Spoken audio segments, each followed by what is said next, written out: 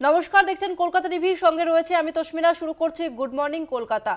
রাত দখল, বিক্ষোভ, প্রতিবাদ, অনশন শেষ। এবার আরজি করে চিকিৎসক ধর্ষণ খুনের রায়দানের পালা। 162 দিন পর আজ আরজি কর মামলার রায় ঘোষণা শিয়ালদা কোর্টে। বিচার পাবে নির্যাতিতা?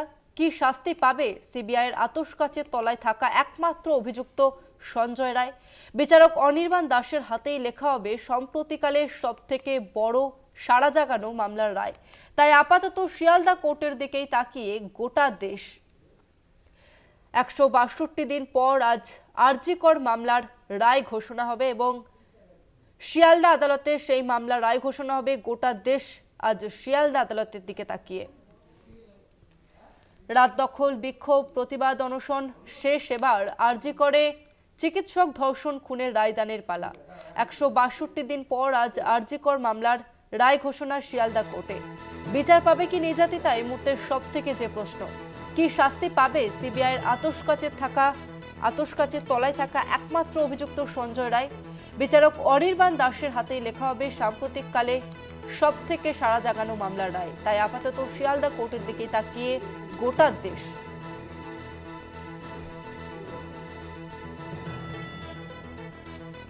আজ আরজি কর মামলার রায় ঘোষণা শিয়ালদা আদালতে হবে। এই রায় ঘোষণা। রাত দখল, বিক্ষোভ, প্রতিবাদ, অনশন শেষ। এবার আরজি করে চিকিৎসক ধর্ষণ খুনের রায়দানের পালা। 162 দিন পর আজ আরজি কর মামলার রায় ঘোষণা শিয়ালদা কোর্টে। বিচার পাবে কি নির্যাতিতা? এই মুহূর্তের যে প্রশ্ন, কি শাস্তি পাবে সিবিআইয়ের আতশকাচের তলায় থাকা একমাত্র অভিযুক্ত সঞ্জয় রায়? বিচারক অনির্বাণ দাসের হাতেই লেখা হবে সাম্প্রতিককালে সব থেকে সাড়া জাগানো মামলার রায়। তাই আপাতত শিয়ালদা কোর্টের দিকেই তাকিয়ে গোটা দেশ।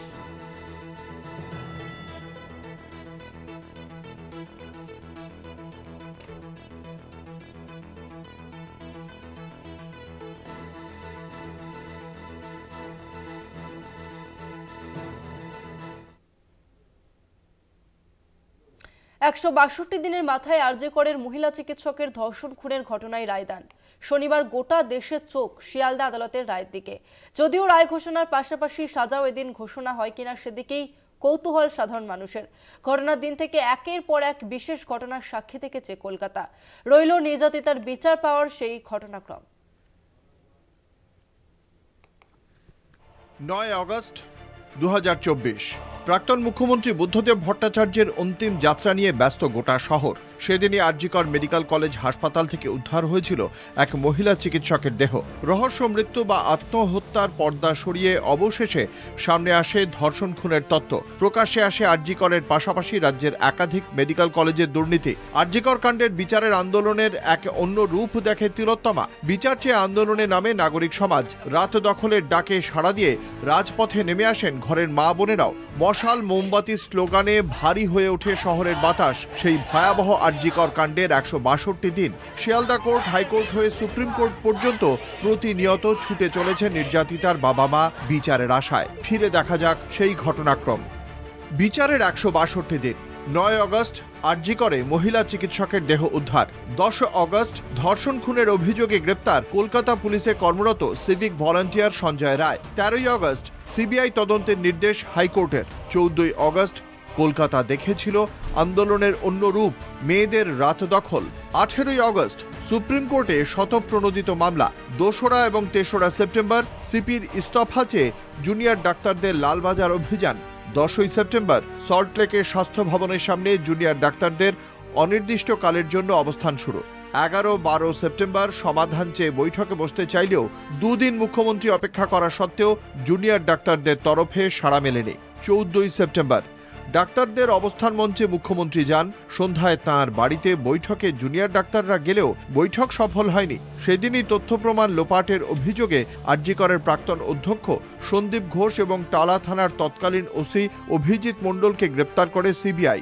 16ই সেপ্টেম্বর কালীঘাটে মুখ্যমন্ত্রীর বাসভবনে মুখ্যমন্ত্রী জুনিয়র ডাক্তারদের বৈঠকের মধ্যেই সরানো হয় সিপি বিনীত গোয়েলকে।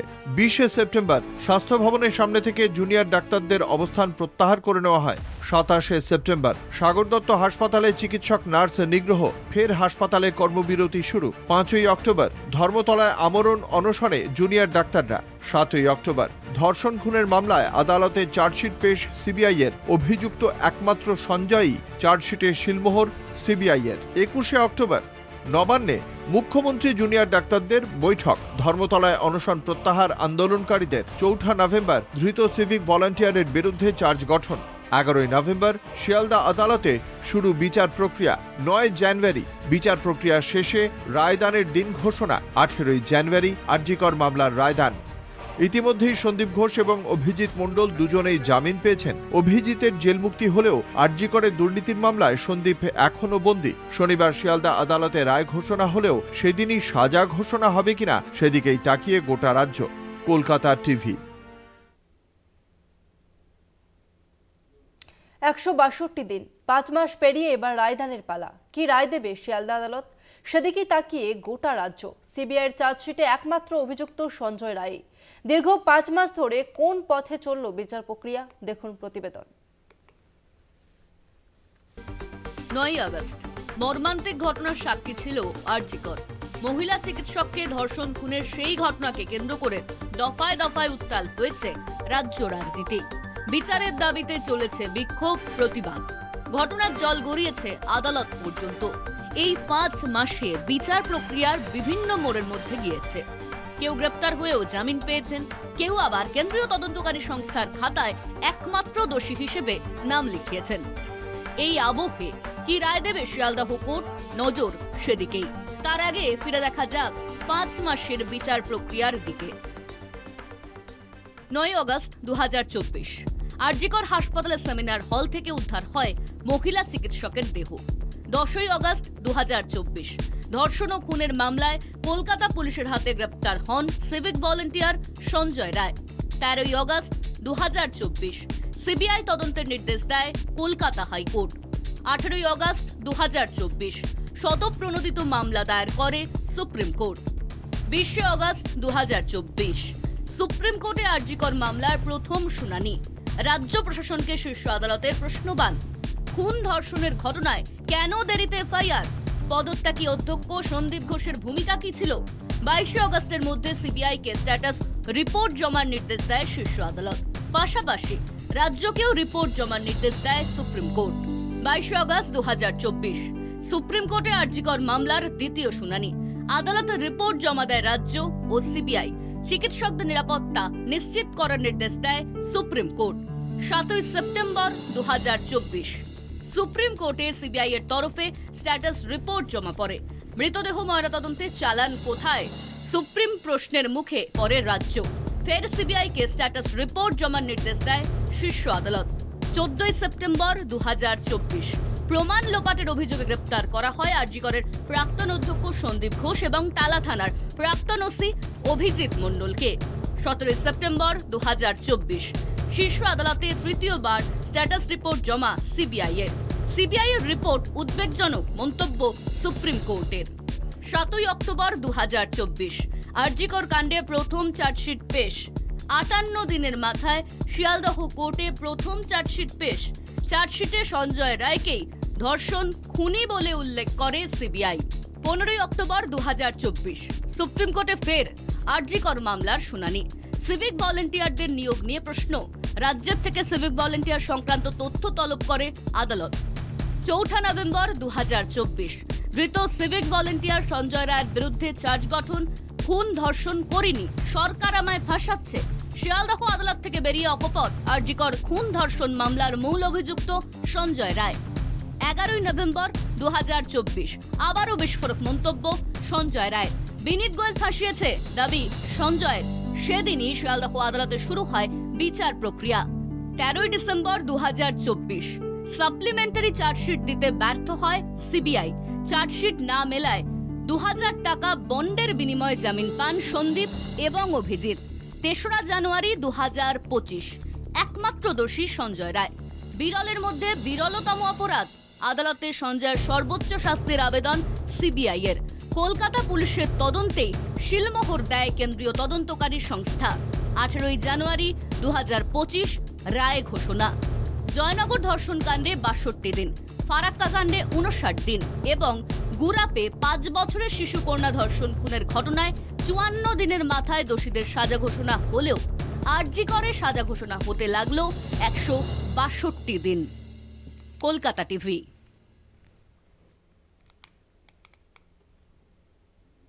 জয়নগর ফারাক্কার পর রেকর্ড সময়ে সাজা ঘোষণা গুরাপে শিশুকন্যা ধর্ষণ খুনে ৫৪ দিনে ফাঁসির সাজা শোনালো আদালত।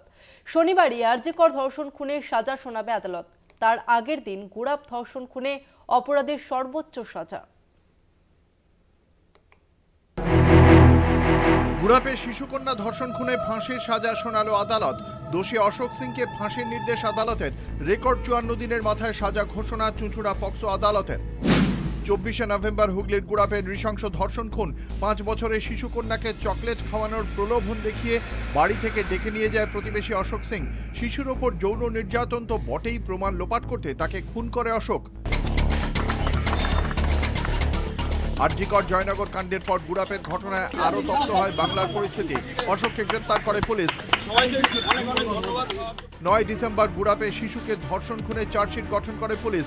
১১ই ডিসেম্বর চার্জ গঠন করে বিচার প্রক্রিয়া শুরু করা হয়। ৫৪ দিনের মাথায় সাজা ঘোষণা হলো শুক্রবার। আজ নির্যাতিতা শিশুর জন্মদিনেই বিচার পেল সেই শিশু। খুশি পরিবার। ফাঁসির সাজা ঘোষণার পর আইনজীবী ও পুলিশ কর্তাদের মালা পরালেন স্থানীয়রা। আমরা চেয়েছিলাম ফাঁসি হোক, আর তাড়াতাড়ি যেন ফাঁসি হয়। আমি অনেক দেখেছি টিভিতে খবরে, হাইকোর্টে যাচ্ছে, রাষ্ট্রপতির কাছে যাচ্ছে, গিয়ে ঝুলছে। আমি চাইবো সেসব না হয়ে ওর যেন ফাঁসি হয়ে যায়। আর হুগলি পুলিশ প্রশাসন, আমাদের সরকারি পিপি, আমাদের এলাকার পার্টির লোকেরা, সমস্ত পার্টির লোকেরাই, সব মানুষ আমাকে আমার গ্রামবাসী খুবই সাহায্য করেছে। আপনারাও সবাই সাংবাদিক আমাদের পাশে থেকেছেন। আর আমার উকিল সরকারি ৫৫ দিনের মাথায় এই রায়, কি বলবে? খুবই বলবো তাড়াতাড়ি হয়েছে। পুলিশ প্রশাসন খুবই ভালো করেছে, আর মহামান্য আদালতকেও আমি ধন্যবাদ জানাবো। জয়নগর ফারাক্কার পর রেকর্ড সময়ে সাজা ঘোষণা গুরাপে। শনিবারই আরজিকর ধর্ষণ খুনে সাজা শোনাবে আদালত। তার আগে গুরাপ ধর্ষণ খুনের সর্বোচ্চ সাজা ঘোষণা স্বাভাবিকভাবেই অত্যন্ত তাৎপর্যপূর্ণ। কলকাতা টিভি। গুড মর্নিং কলকাতায় সময় একটা বিরতি, ফিরছে আরো অন্যান্য খবর নিয়ে, সঙ্গে থাকুন।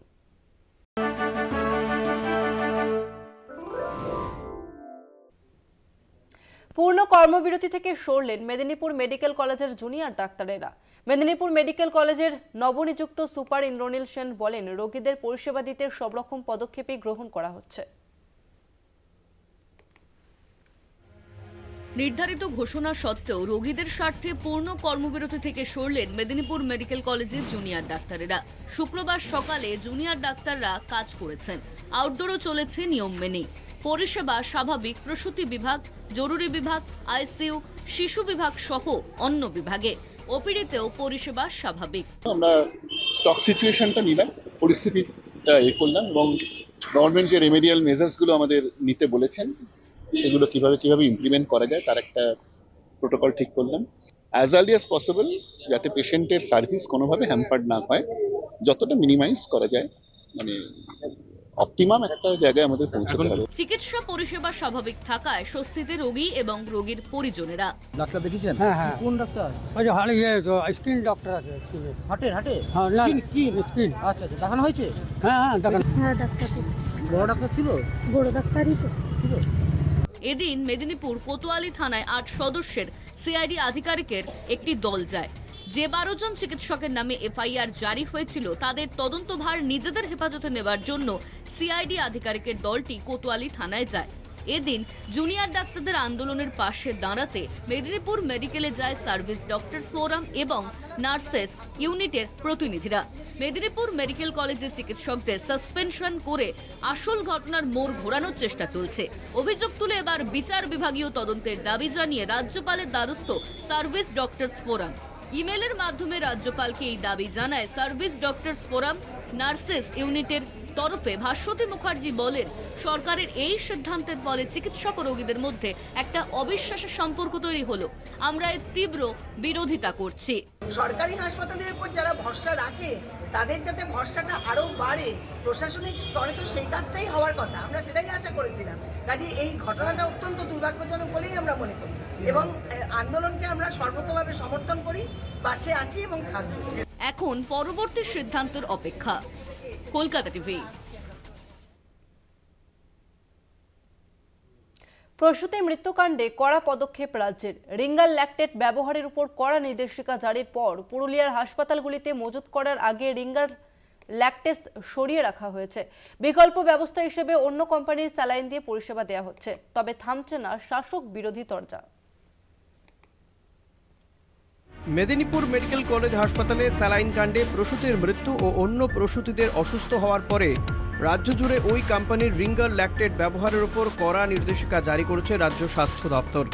নির্দেশিকার পরেই পুরুলিয়া জেলার মহকুমা হাসপাতাল, বিভিন্ন গ্রামীণ হাসপাতাল এবং দেবেন মাহাতো গভর্নমেন্ট মেডিকেল কলেজ হাসপাতাল থেকে মজুত করা আগের রিঙ্গার ল্যাকটেট সরিয়ে রাখা হয়েছে।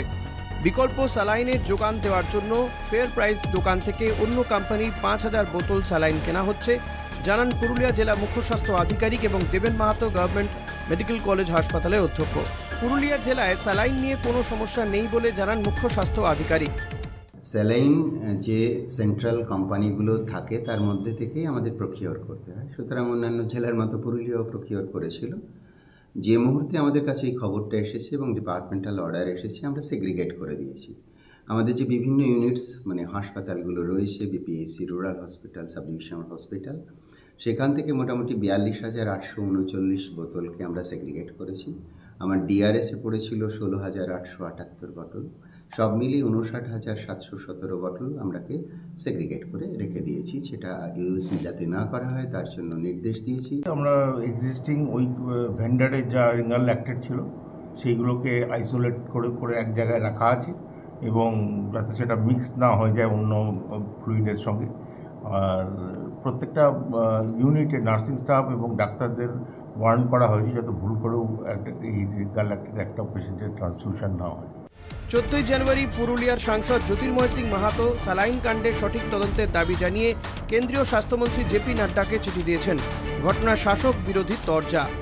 এটা মুষ্টিমেয় কিছু ফোঁড়ে দালাল প্রকৃতির লোক করছে, সৎ ডাক্তারদেরকে ভাসানোর চক্রান্ত একটা চলছে, যারা হয়তো কোনো না কোনো সময় রাজ্য সরকারের বিরুদ্ধে মুখ খুলেছে, আন্দোলন করেছে, তাদেরকে ভাসানোর একটা বড় চক্রান্ত চলছে। হ্যাঁ, একটা স্যালাইন নিয়ে গাফিলতি বেরিয়েছে, মুখ্যমন্ত্রী কড়া বার্তা দিয়েছেন, সিআইডি তদন্তের নির্দেশ দিয়েছেন এবং পাশাপাশি সমস্ত স্যালাইনের যা স্টক ছিল তা বদল করা হয়েছে। আমাদের পুরুলিয়া দেবেন মাহাতো হাসপাতাল এবং আমাদের সুপারলেটিভ হসপিটাল, সেখানেও সুপার স্পেশালিটি হসপিটালেও আমাদের নতুন স্যালাইনের স্টক চলে এসেছে এবং আমরা সেটা সরজমিনে দেখেছি।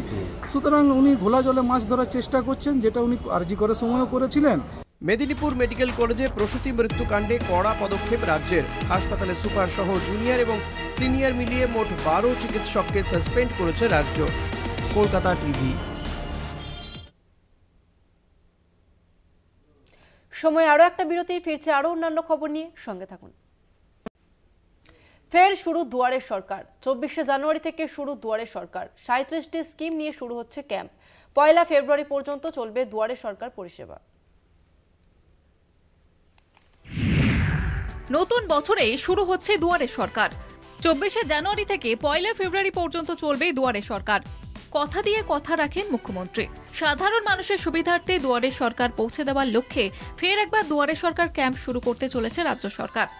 মোট 37টি সরকারি প্রকল্পের সুবিধা দিতে চলবে শিবির। রবিবার বা সরকারি ছুটির দিন বন্ধ থাকবে এই শিবির। বৃহস্পতিবার রাজ্য সরকারের পক্ষ থেকে দুয়ারে সরকার ক্যাম্পের ঘোষণা করা হয়েছে। এই সংক্রান্ত বিজ্ঞপ্তিও প্রকাশ করেছেন রাজ্যের মুখ্য সচিব মনোজ পান্ত। এ নিয়ে নবমবার হতে চলেছে দুয়ারে সরকার শিবির। এই শিবিরে রাজ্য সরকারের সব প্রকল্পের জন্য আবেদন জানাতে পারবেন সাধারণ মানুষ। লক্ষ্মীর ভাণ্ডার, বার্ধক্য ভাতা, ঐক্যশ্রী, স্বাস্থ্যসাথী, খাদ্যসাথী, কৃষক বন্ধু, মেধাশ্রী, শিক্ষাশ্রী, কন্যাশ্রী, রূপশ্রী, জয় জোহার, তপশিলি জাতীয় উপজাতি শংসাপত্র, তপশিলি বন্ধু, শারীরিক অক্ষমতার শংসাপত্র, স্টুডেন্ট ক্রেডিট কার্ড থেকে শুরু করে আধার কার্ড সংক্রান্ত সমস্যাও ওই শিবিরে জানানো যাবে। আবেদনপত্র স্ক্রুটিনি শেষ হবে 28শে ফেব্রুয়ারির মধ্যে। এবার দুয়ারে সরকার প্রকল্পে অগ্রাধিকার দেওয়া হবে গ্রামাঞ্চলগুলিতে। 2021 সালে তৃতীয়বার রাজ্যের শাসন ক্ষমতায় এসেই দুয়ারে সরকার চালু করে রাজ্য সরকার। 2023-এ তৃণমূল সরকারে দুয়ারে সরকারকে সেরা শিরোপা দিয়েছিল মোদী সরকার। দুয়ারে সরকার প্রকল্পের জন্য বাংলাকে সম্মানিত করেছিল কেন্দ্রীয় বৈদ্যুতিক ও তথ্য প্রযুক্তি মন্ত্রক। এক ছাতার তলায় একাধিক সরকারি প্রকল্পের পরিষেবা প্রদানের লক্ষ্যেই দুয়ারে সরকার শিবির রাজ্য সরকারের। ইতিমধ্যেই 8.82 কোটি মানুষ দুয়ারে সরকার শিবিরের মাধ্যমে উপকৃত হয়েছেন বলে সরকারি সূত্রে জানা গিয়েছে। কলকাতা টিভি।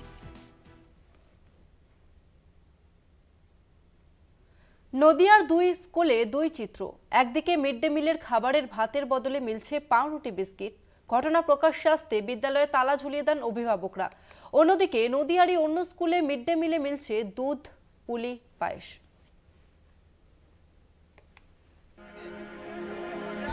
তেহট্টের নাটনা প্রাথমিক বিদ্যালয়ের ঘটনা। মিড ডে মিলের সরকারি বরাদ্দ মতো খাবার না দিয়ে বিস্কুট ও পাউরুটি দেওয়ার অভিযোগ। ঘটনাটি প্রকাশ্যে আসতেই বিদ্যালয়ে বিক্ষোভ দেখান অভিভাবকরা। অভিভাবকদের অভিযোগ, ছাত্রছাত্রীরা সময় মতো স্কুলে আসলেও আসেন না শিক্ষকরা। স্কুলে এসে খোলা আকাশের নিচে দীর্ঘক্ষণ দাঁড়িয়ে থাকতে হয় ছাত্রছাত্রীদের।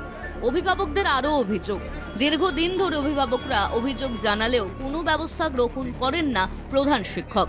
শুক্রবার একইভাবে সময় পেরিয়ে গেলেও স্কুলে আসেনি কোনো শিক্ষক। অভিভাবকদের বিষয়টি নজরে আসতেই স্কুলের গেটে তালা ঝুলিয়ে বিক্ষোভ দেখাতে শুরু করেন। এরা দীর্ঘদিন ধরে ছুটি দিচ্ছে, দুপুরের টিফিন 12টার পরে এক প্যাকেট করে বিস্কুট ধরে দিচ্ছে। মিড ডে মিল তো কোনো ভাব নেই, খাতায় কিন্তু মিড ডে মিল প্রত্যেক দীর্ঘদিনের জন্য উঠছে। সেটার জন্য মাস্টারদের মধ্যে ঝামেলা, যারা নির্দিষ্ট পরিমাণ টাকা তুলছে আপনার ব্যাংক থেকে, তারপরে এই নিয়ে নিজেদের মধ্যে ঝামেলা। আর আজকে স্কুল বন্ধ হবে, ওই জন্য আমরা বন্ধ করেছি। যে স্কুলে কোনো ডিসিপ্লিন নেই, বাচ্চারা স্কুলে আসে, এসে বাইরে দাঁড়িয়ে থাকে, মাস্টাররা টাইমে এসে পৌঁছায় না। এখানে মিড ডে মিল কোনো সময় রান্না সপ্তাহে মানে একদিন দুদিন রান্না হয়, বাচ্চাদের ঠিক মতন খেতে দেয় না। শুধু বিস্কুটের প্যাকেট ধরে দেয়, 5 টাকা দামের একটা বিস্কুটের প্যাকেট ধরে দেয়, সেইটা দিয়ে 1:30টার মধ্যে ছুটি করে দেয়। আর মাস্টাররা সবসময় ফোন নিয়ে ব্যস্ত থাকে, স্কুলের কোনো ডিসিপ্লিন মানে কোনো কিছুতেই আগে মাদার মিটিং হতো সেগুলোও করে না। অভিভাবকদের সমস্ত অভিযোগ স্বীকার করে নিয়েছেন প্রধান শিক্ষক। ঠিক সময় বন্ধ হয় না, একটু আগেই ছাড়া হয় এবং এটা আজকের নয়, দীর্ঘদিনের। আমি মাত্র কয়েক মাস এই স্কুলের প্রধান শিক্ষক হয়ে এসেছি, এখন 1 বছরও হয়নি। দীর্ঘদিনের একটা অভ্যেস, সেই অভ্যাস পর্যন্ত চলেই যাচ্ছে। শীতের মিঠে রোদে বসে স্কুলের খাবারের থালায় হরেক রকমের পিঠে পুলি পেয়ে খুশিতে ভরে উঠল স্কুলের কচি কাচারা। মরশুমের পিঠে পায়েসের গন্ধে ম ম করছে মায়াপুরের পূর্ব মোল্লাপাড়ার প্রাথমিক বিদ্যালয়। একই সঙ্গে স্কুল চাতালে বসে তা খাচ্ছে স্কুলের ছাত্রছাত্রীরা। মিড ডে মিলে কেন্দ্রীয় সরকারের বাজেট বরাদ্দ প্রয়োজনের তুলনায় সেভাবে বাড়েনি জানিয়ে বিস্তর অভিযোগ আছে। তারই মধ্যে নদিয়ার মায়াপুরের একটি স্কুলে মিড ডে মিলে পড়ুয়াদের পাতে শীতের পিঠে তুলে দিয়ে মন জিতে নিলেন শিক্ষকরা, খুশি অভিভাবকরাও। কলকাতা টিভি।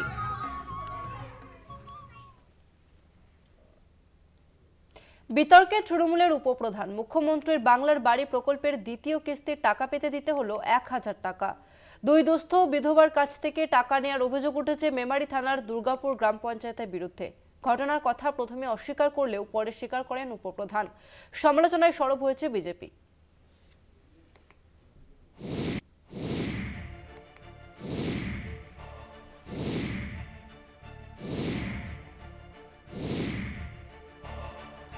ফের বাংলার বাড়ি প্রকল্পে কাটমানি নেওয়ার অভিযোগ। মুখ্যমন্ত্রীর হুঁশিয়ারির পরেও টনক নড়ছে না স্থানীয় তৃণমূল প্রশাসনের।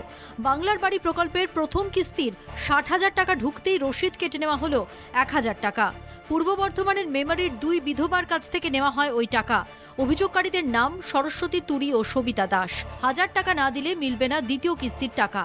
টাকা না পেলে চলবে কিভাবে, ভয়ে টাকা দিতে বাধ্য হন বলে জানিয়েছেন এক বিধবা। পঞ্চায়েতে গেছিলাম, আমার স্বামীর ওই কাগজপত্র নিয়ে উনি একটা বই করেছিলেন, তার জন্য দিয়ে ওখানে গেলাম। দিয়ে সবাই বলছে যে ওখানে 1000 টাকা করে নিচ্ছে নাকি, ঘরে এসেছে যাদের যাদের, তার জন্য ওখানে গেলাম। দিয়ে জিজ্ঞেস করলাম, বলছে হ্যাঁ 1000 টাকা করে দিতে হবে, পরের লটে টাকাটা ঢুকবে না, তার জন্য দিয়ে তার জন্যই আমি ওই টাকাটা দিয়েছি। টাকা নেওয়ার কথা অস্বীকার করেন তৃণমূল উপপ্রধান। তার দাবি দান বাবদ টাকা নেওয়া হয়েছে। এই ধরনের কোনো ঘটনাই ঘটেনি, যেটা আমাদের ঘরের পারমিশন দেওয়া হয়। অনলাইনে যারা অ্যাপ্লিকেশন করে অনলাইনের মাধ্যমে পারমিশন দেওয়া হয় ঘরে। ঘরের ওই বাংলার বাড়ি যারা করছে তাদের জন্য কোনো পারমিশনের প্রয়োজন। রিসিপ্ট দিচ্ছেন 1000 টাকার, অন্য কোনো ব্যাপারে ডোনেশন দিতে পারে। কি বিষয়ে ডোনেশন দিতে পারে? আমরা ওই তো আপনার ওই কনভারসেশন, তারপর আপনার ওই ইয়েগুলো হয় না, ওই যারা ওই বাড়ি তৈরি করছে ইয়ের জন্য, যাই ওই বাস্তু জমি নেই। রসিদ দিয়ে কাটমানি নেওয়ার অভিযোগ তুলেছেন স্থানীয় বিজেপি নেতা। তার অভিযোগ, মুখ্যমন্ত্রীর নির্দেশের পরেও কাটমানি নেওয়ার ঘটনা আটকানো যাচ্ছে না। প্রকল্পের যে প্রথম কিস্তি 60,000 টাকা ঢুকেছে, তার থেকে স্থানীয় তৃণমূল পঞ্চায়েত অর্থাৎ দুর্গাপুর পঞ্চায়েতের পক্ষ থেকে রসিদ কেটে কাটমানি নেওয়া হচ্ছে। এ কোন রাজ্যে আমরা বাস করছি? তৃণমূল কংগ্রেস দুর্নীতি করতে করতে কাটমানি নিতে নিতে এটাকে তাদের অধিকারে পরিণত করে ফেলেছে। অথচ মুখ্যমন্ত্রী বলছেন যে এই আবাস যোজনা বাড়ি যে লিস্ট বা এই প্রকল্প থেকে পঞ্চায়েতের কোনো নেতা যেন নাক না গলায়, প্রশাসনের মাধ্যমে উনি করতে চাইছেন, কারণ ওনার দলের নেতাদেরকে উনি খুব ভালো করে চেনেন। বারবার মুখ্যমন্ত্রী বলা সত্ত্বেও এই ঘটনা আরেকবার পূর্ব বর্ধমানের মেমারিতে রাজনৈতিক মহলে কিন্তু চাপানোত্তর সৃষ্টি করেছে। পূর্ব বর্ধমানের মেমারি থেকে Kunal Chattopadhyay, Kolkata TV. Good morning Kolkata আজকের মতো এ পর্যন্তই। দেখতে থাকুন কলকাতা টিভি রাত দিন 7 দিন।